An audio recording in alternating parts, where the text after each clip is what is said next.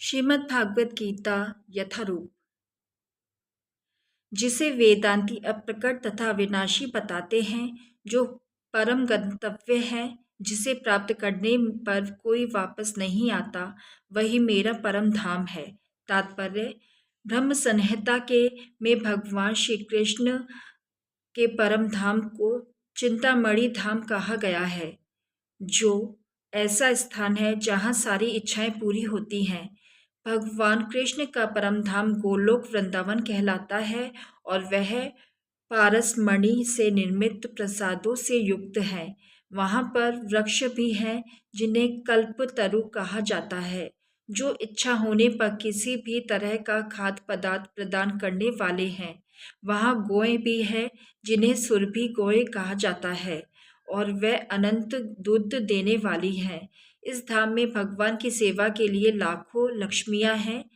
वह आदि भगवान गोविंद तथा समस्त कारणों के कारण कहलाते हैं। भगवान बंसी बजाते रहते हैं। उनका दिव्य स्वरूप समस्त लोकों में सर्वाधिक आकर्षक है।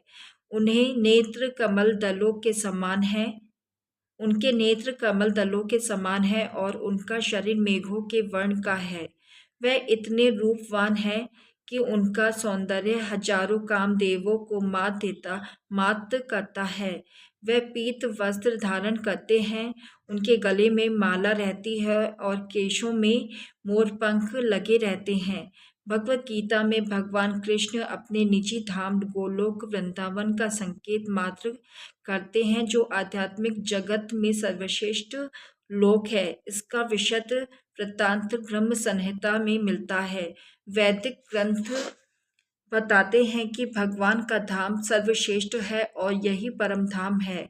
एक बार वहां पहुंचकर फिर से भौतिक संसार में वापस नहीं आना होता।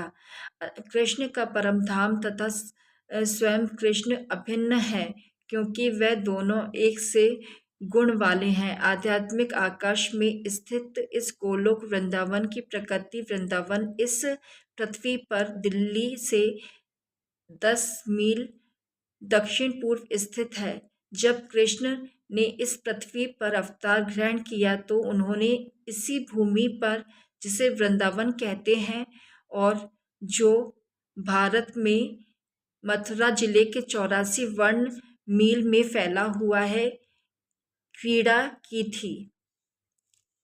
भगवान जो सबसे महान है, अन्य भक्ति द्वारा ही प्राप्त किए जा सकते हैं। यद्यपि वह अपने धाम में विराजमान